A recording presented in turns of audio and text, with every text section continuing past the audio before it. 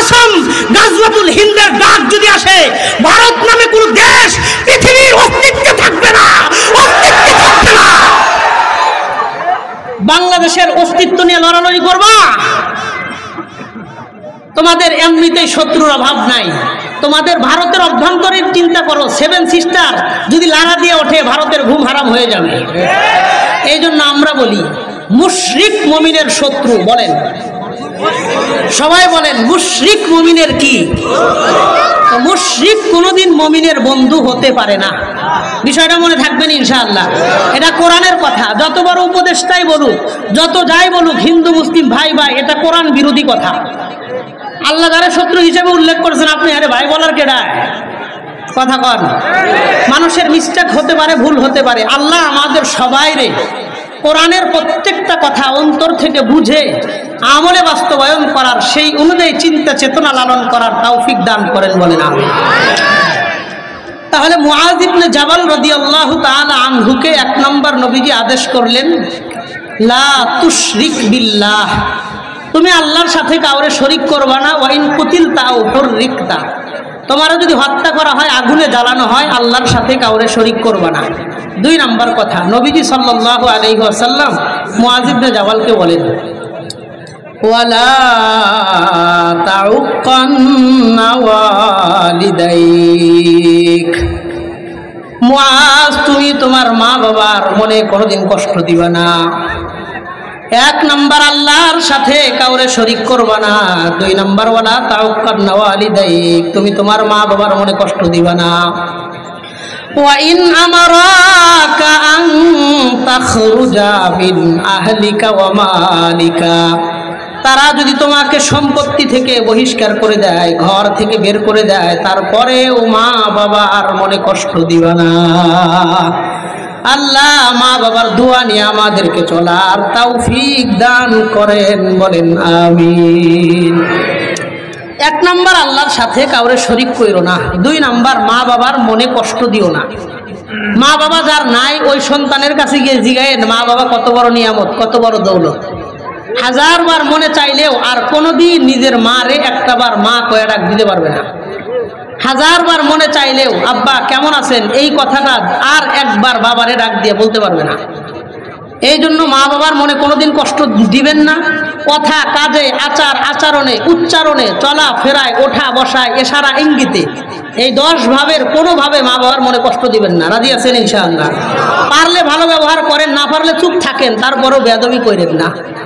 আল্লাহ আমাদের মা বাবার খেদমত করা তাকে নিজেদের সৌভাগ্যের বিষয় মনে করার তৌফিক দান করেন, বলেন আমিন।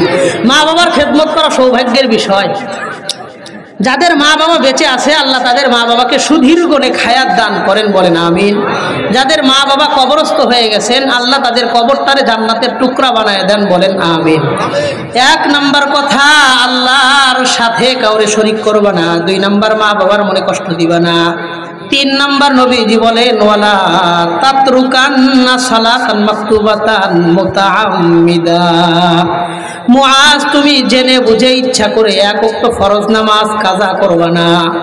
ফাইন্না মান তারাকা সালাতান মাকতুবাতান মুতাআম্মিদা ফাকাদ বারিয়াত মিনহু যিম্মাতুল্লাহ, কারণ যে ব্যক্তি জেনে বুঝে ইচ্ছা করে 1 ওয়াক্ত নামাজ ছেড়ে দেয়, ওই ব্যক্তির উপর থেকে আল্লাহ তার সমস্ত দায়িত্বই ছেড়ে দেয়, বলেন নাউযুবিল্লাহ। আল্লাহ সব দায়িত্ব তার উপর থেকে ছেড়ে দেয়। 3 নম্বর কথা, ইচ্ছা করে জেনে বুঝে 1 ওয়াক্ত ফরজ নামাজ ছাইরেন না। আপনাদের এই এলাকার মধ্যেও দেখবেন মাসকে মাস মানুষ ফজরের নামাজে যায় না। 1 মাস হয়েছে কোনোদিন কোনো মসজিদে গিয়ে ফজর পড়ে নাই। 2 মাস গেছে কোনোদিন যায় নাই। 3 মাস, 4 মাস, 5 মাস, 6টা মাস পার হয়েছে, কোনো দিন কোনো একটা মসজিদে গিয়ে ফজরের নামাজ পড়ে নাই। এমন মুসলমান মানুষ এই ঘাটান্দি এলাকায় আছে না নাই? কথা কন না, আছে না নাই? আছে। সারাটা রাত পার হয়ে যায়। এই যে মোবাইলে ওয়াইফাই এমবি নিয়া এই যে চালাইতেছে, উপরের দিকে ধাক্কাইতেছে, গুতাইতেছে আর দেখতেছে, কি হারাইছে, কি খুঁজতেছে, কি দেখতেছে, কোন কাজের সময় ব্যয় করতেছে, এই ব্যক্তি ছাড়া আর আল্লাহ ছাড়া কেউ জানে না। রাত 1টা, 2টা, 3টা বাজে ঘুমায়, সকাল 10টা 11টা 12টা 1টা বাজে ঘুম থেকে ওঠে, সকালের নাস্তাও করে না, এমন অসংখ্য মানুষ এই এলাকায় আছে না নাই?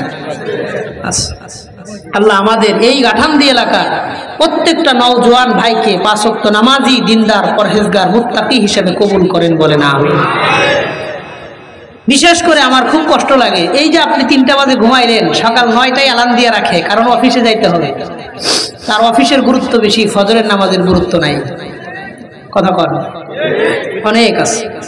এই 3টা বাজে ঘুমাইলেন, 10টা বাজে উঠবেন, আগামীকাল সকালে মোবাইলের অ্যালার্ম বাজবে, সূর্য উঠবে, সকালের নাস্তা হবে, কিন্তু আপনি চোখ দিয়ে সবকিছু দেখতে পারবেন কিনা এর কোনো নিশ্চয়তা, গ্যারান্টি, ভরসা আমার আপনার কাছে আছে? পৃথিবীর বহু মানুষ ঘুমের মধ্যে স্ট্রোক করে মারা যায়। সুস্থ মানুষ ঘুমাইছে, দরওয়াজা ভাঙ্গা, দরওয়াজা কাইটা তার লাশ বাইর করছে, মুখ দিয়ে ফেনা করতেছে, এমন অসংখ্য অহরহ উদাহরণ আছে না নাই? এই জন্য আমি ঢাকার একটা মসজিদে জুমা পড়াই, মোহাম্মদপুর সুনিবির হাউজিং সোসাইটি কেন্দ্রীয় জামে মসজিদ, 7 মসজিদ, অনেক বড় মসজিদ। এই মসজিদের খতিব মাওলানা আনিসুর রহমান আশরাফি। আনিসুর রহমান আশরাফি ভাই 2 জুমা পড়ায়, আমি 2টা জুমা পড়াই। উনি সুন্দর করে একটা উদাহরণ এক বয়ানের মধ্যে দিছে, কথাটা খুব ভালো লাগছে আমার। দেখেন এই যে মাহফিলের পোস্টার, কত রং ঢং তামাশা ডিজাইন, হ্যাঁ, কত সুন্দর করে এই সাইডটা ওনারা সাজাইছে। এই যে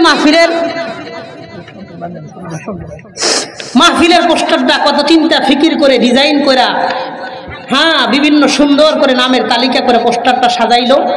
এই পোস্টারের এই অংশটা হলো আমার আপনার দুনিয়া, এত সুন্দর করে আমি আপনি আমার আপনার দুনিয়াটারে সাজাইছি, কিন্তু এই মাহফিলের পোস্টারের এই পার্টটা হলো আমার আপনার আখেরাত। আমার আপনার আখেরাতের ক্ষেত্রে কিচ্ছু নাই। কথা বল, বাস্তব উদাহরণ হলে আমার আপনার দুনিয়া আখেরাতের পোস্টারটা ঠিক এমন। আমি আপনি দুনিয়াতে যেই কাজগুলা করি, আল্লাহর কসম 90% কাজ হলো দুনিয়ার জন্য, 10% কাজ কারো কারো ক্ষেত্রে আখেরাতের জন্য। আর পুরাটা অংশ, পুরাটা জীবন আমার আপনার দুনিয়া দুনিয়া করতে করতেই শেষ হয়ে যেতেছে।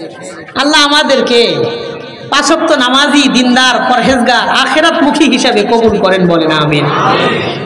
তাহলে 3 নাম্বার কথা, ওয়ালা তাতরুকান্না সালাতান মাকতুবাতান মুতাআম্মিদা, যাই না বুঝা ফরজ নামাজ কাজা করবা না। যে ব্যক্তি 1 ওয়াক্ত ফরজ নামাজ কাজা করে তার জিম্মাদারি আল্লাহ উঠায়া নেন, কোনো জিম্মাদারি আল্লাহ রাখেন না। 1 নাম্বার আল্লাহর সাথে কাউরে শরীক করবা না, 2 নাম্বার মা বাবার মনে কষ্ট দিবা না, 3 নাম্বার ফরজ নামাজ কাজা করবা না। 4 নাম্বার কথা নবীজি বলেন, ওয়ালা তাশরাবান্না খামরা, মুআয ইবনে জাবাল তুমি কখনো মদ পান করবে না। ফাইন্নাহু রাসুকুল্লি ফাহিশা, কারণ মদ পান তোমাকে আরো অনেক গুনার দিকে ধাবিত করে নিয়ে যায়। মদ পান করবা তো তোমার আরো অনেক গুনাহ হবে। এক মদ পান তোমার বেনামাজি বানাবে, অন্য হাজারো গুনার দিকে তোমাকে টেনে নিয়ে যাবে, তুমি মদ পান করবা না কখনো। 5 নাম্বার কথা নবীজি বলেন, ওয়াইয়াকা ওয়াল মাসিয়া, যেই জায়গায় গুনাহ হয় তুমি গুনাহের জায়গায় যাইবা না। ফাইন্না বিল মাসিয়াতি হাল্লা সাখাতুল্লাহ, কারণ গুনাহ যেই জায়গায় হয় ওই জায়গায় আযাব দেওয়া আল্লাহর জন্য বৈধ হয়ে যায়। বলেন নাউযুবিল্লাহ। গুনার জায়গায় তুমি যাইবা না, যেখানে গুনাহ হইতেছে তুমি গুনাহ করো বা না করো ওই গুনার জায়গায় যাইবা না। আল্লাহ আমাদেরকে গুনাহের জায়গাগুলো এড়ায়া চলার তৌফিক দান করেন বলেন আমিন।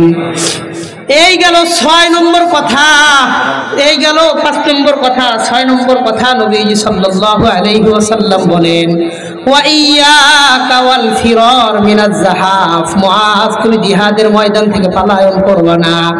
ওয়া ইন হালাকান নাস, যদিও সব মানুষ মারা যায় তারপরেও তুমি জিহাদ থেকে পলায়ন করবে না।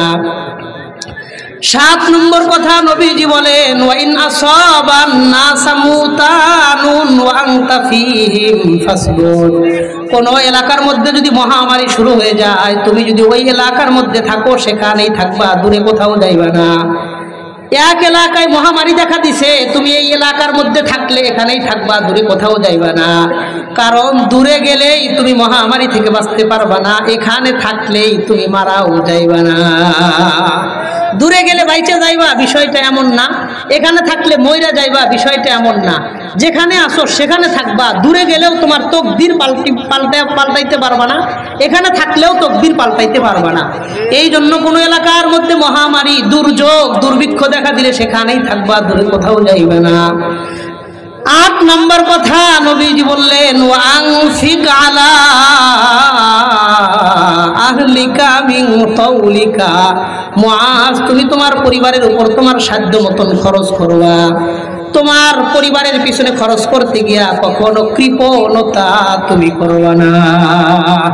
অনেক মানুষদেরকে দেখবেন বন্ধু বান্ধবদের নিয়ে হোটেলে বসলে, কুটুম বাড়িতে বসলে 1-2 হাজার টাকা খরচ হয়ে যায়, অথচ মা বাবারে 500 টাকা ওষুধ কেনার জন্য দিতে চায় না।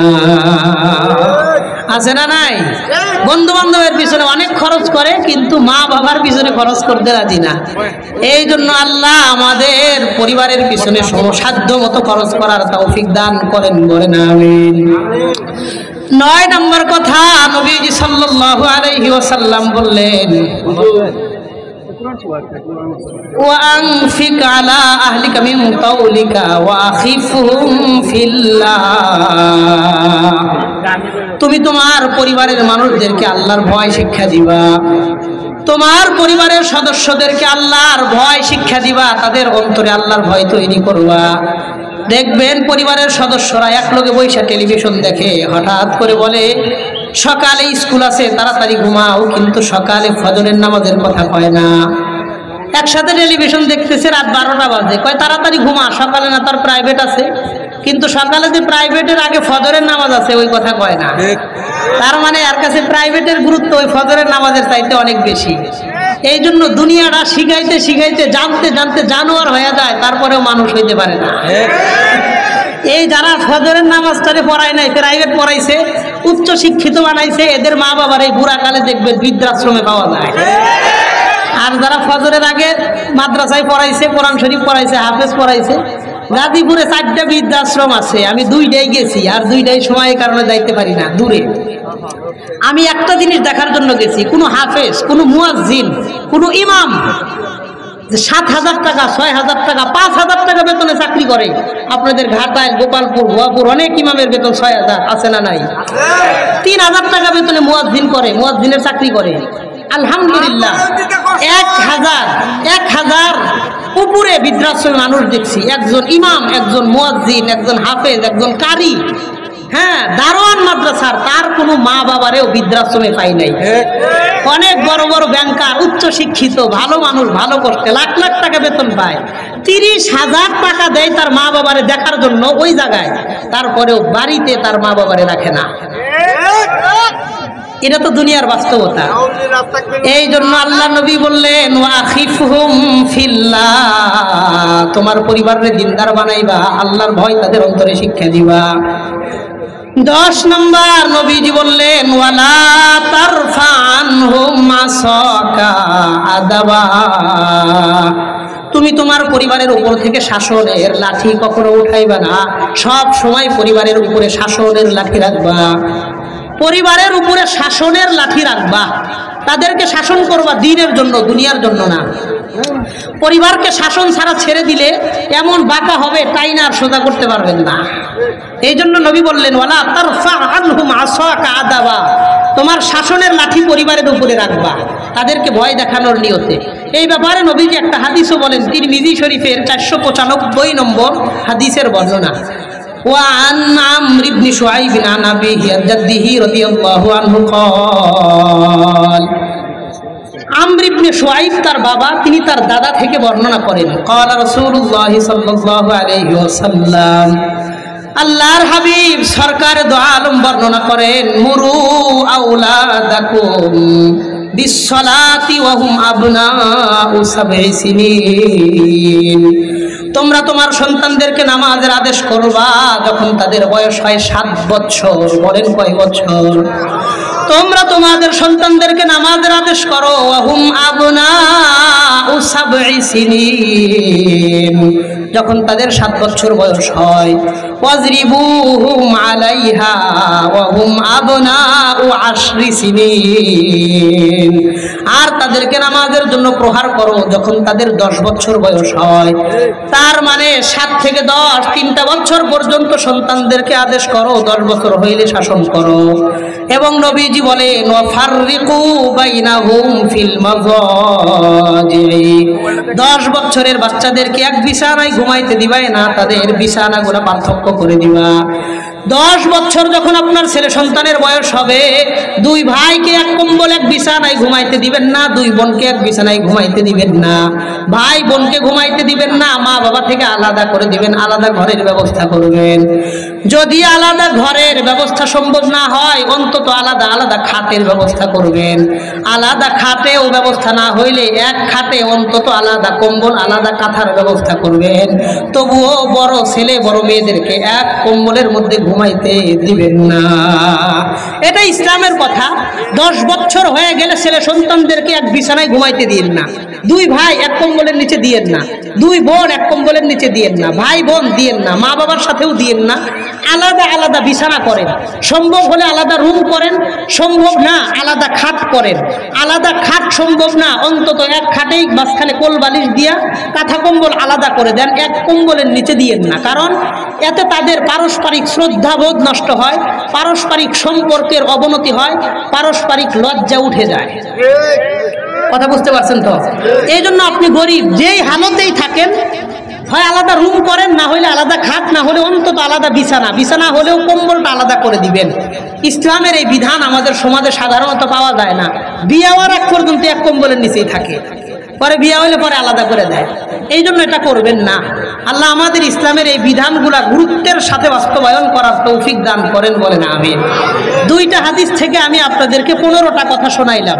আবু হুরায়রা রাদিয়াল্লাহু আনহুর হাত ধরে নবীজি 5টা নসিহত করেছিলেন। হযরত মুআয ইবনে জাবাল মৃত্যুর পূর্বে মুআয ইবনে জাবালকে আল্লাহর নবী 10টা নসিহত করেছেন, ওসিয়ত করে গেছেন। 10 আর 5 15টা কথা বললাম।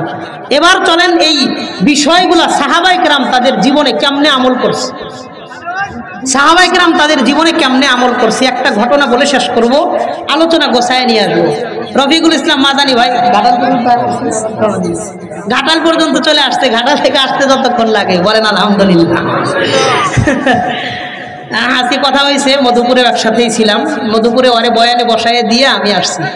রফিকুল ইসলাম মাদানী আমগো একদম ছোট কালের দোস্ত, ন্যাংটা কালের বন্ধু, একসাথে ক্রিকেট খেলা দ্বারা হয়েছে, অনেক হাসি মজার স্মৃতি আছে।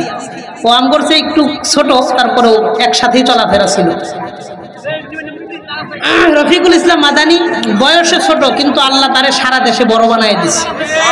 যে সমস্ত কথা বলে ওর ওজনই তো আমি সহ্য করার ক্ষমতা নাই। আল্লাহ ভাইয়ের হিম্মতটা আরো বাড়ায় দেন। আমি পারি না, এটা আমার দুর্বলতা। কেউ পারলে এটারে হিংসা করা ঠিক না। আপনার ইমানের জোর অদ্দুরা নাই তো সমালোচনা করেন কেন? আপনি পারেন না, চুপ থাকেন, যে পারে তারে বলতে দেন। আমার কথাটা বুঝছেন? আমি ওই হুঙ্কার দিতে পারি না, আমি মাঝে মধ্যে দেই, অধিকাংশ সময় দেই না। কারণ আমি আমার জায়গা থেকে ওই দুর্বলতা আছে। যে দিতে পারে ওরে থামানোর কোনো দরকার নাই। কথা কন ঠিক কিনা? ওরে আল্লাহ ওই সাহস দিছে, এই সাহসের সাথে, ইজ্জতের সাথে, সম্মানের সাথে আল্লাহ কবুল করেন, বলে না আমি। ও অসুস্থ থাকে, এই জন্য বলছি আসবে, বয়ান আধা ঘন্টা করবে না, 10 ঘন্টা করবে না, 5 মিনিট 20 মিনিট, এটা ওর ব্যাপার। আসলেই সন্তুষ্ট থাকবেন, দূর থেকে আসছে। মানুষের শারীরিক কন্ডিশন বোঝার চেষ্টা করবেন, সমালোচনা না। ভালোবাসার মানুষকে মহব্বতের নামে কষ্ট দেওয়া ঠিক না। কথা বুঝতে পারছেন তো? মহব্বতের নামে কষ্ট দেওয়া ঠিক না। আল্লাহ আমাদের ভুয়াপুরের সব মানুষকে দিন, ইমান, ইসলামের জন্য কবুল করেন, বলে না আমি। চলেন একটা ঘটনা বলে, কিছু মাদ্রাসা কেন্দ্রিক কথা বলেই আলোচনা গোছায় নিয়ে আসবো ইনশাআল্লাহ। একটা হাদিস শোনাই, সাহাবায়ে কেরাম নবীজিকে কিভাবে দিক নির্দেশনা দিচ্ছেন আর সাহাবায়ে কেরাম সেগুলা কেমনে পালন করছেন। চলেন শুনে আসি। বুখারী শরীফের 3905, 3906, 3905, 3906 2 হাদিসের মধ্যে আম্মা জান আয়েশা রাদিয়াল্লাহু আনহা বলেন, وعن عائشة رضي الله تعالى عنها وعنهم أنها قالت আম্মা জান আয়েশা রাদিয়াল্লাহু তাআলা আনহা তিনি বর্ণনা করেন, লাম আকিল আবাওয়াইয়া কাত্তু ইল্লা ওয়া হুমা ইয়াদিনানিদ্দিন। আম্মা জান আয়েশা বলেন, আমি আমার মা বাবাকে অর্থাৎ আবু বকরকে আর আমার আম্মাকে এই দুইজনকে ইসলাম ধর্ম ব্যতীত অন্য কোনো ধর্ম কখনো পালন করতে দেখি নাই।